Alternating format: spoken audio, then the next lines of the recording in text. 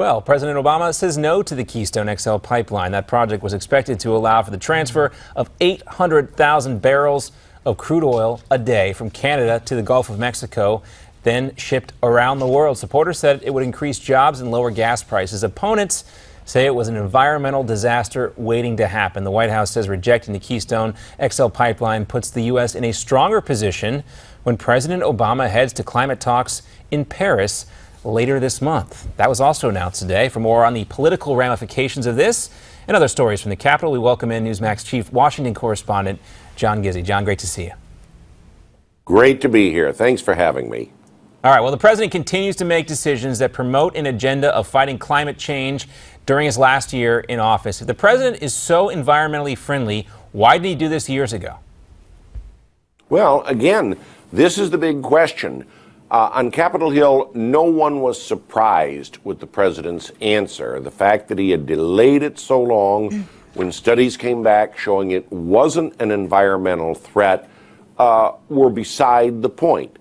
He dragged it out, he wouldn't make a decision, and repeatedly Press Secretary Josh Earnest tossed away questions on this by saying, well, no final decision's been made. Now it is, surprise, and I can tell you, he's already created a problem that was thought solved with the election of Canada's new Prime Minister, Justin Trudeau, himself a supporter of Keystone XL, like his predecessor, but someone who believes in making environmental concessions at his end so that there is no controversy about proceeding with the pipeline. My guess is the president and the new prime minister are going to have some, shall we say, adventurous conversations in the days ahead. That's one way to say it. That is. The president said something interesting today during the news conference. Let's take a listen to that. For years, the Keystone Pipeline has occupied what I frankly consider an overinflated role in our political discourse. This pipeline would neither be a silver bullet for the economy, as was promised by some, nor the express lane to climate disaster proclaimed by others. So, John, several presidential candidates took the bait, though Ted Cruz and others. Is this an issue that the American people really care about? Yes, it certainly is, because it involves the creation of jobs and the development of energy in a country that's very quickly leading the world as the energy capital of the world. And I might add something. Senator Jim Inhofe of Oklahoma, Congressman Tom Cole of Oklahoma, both vigorous proponents of the pipeline, both have studied and take sharp disagreement with the White House claim that it would only create a few jobs, and both felt that their common Sooner state would be impacted positively by it. I think this is an issue that won't go away on Capitol Hill, and it certainly won't go away on the presidential campaign trail. Hillary Clinton announced her opposition a while ago.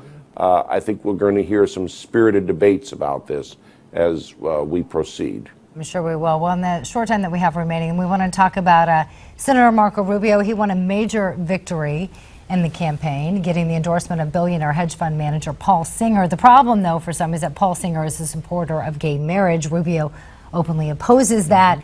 He needs the money, though, and this could be a magnet for more donor dollars. But can he accept it and still promote traditional marriage?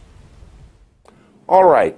I spoke to several leading values advocates and cultural conservatives about this, many of whom would like to unite behind a solo Republican candidate.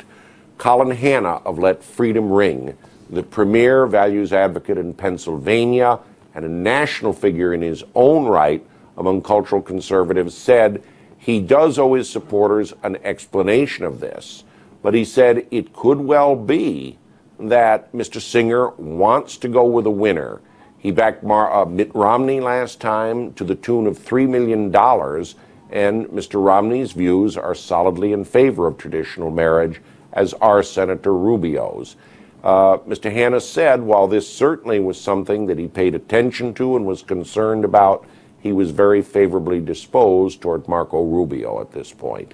I don't think you saw a lot of harsh words from people. Sandy Rios of the American Family Association was bothered by it, but no one condemns Senator Rubio.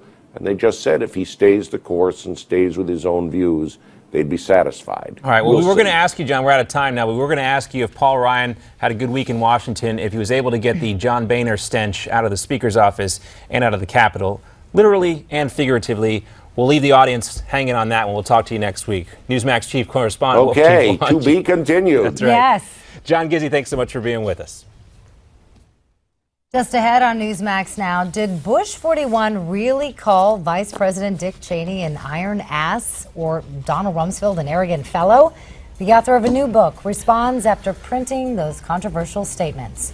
Also coming up in today's headlines, new details emerge why Chicago police now think the shooting death of a 9-year-old boy was no accident.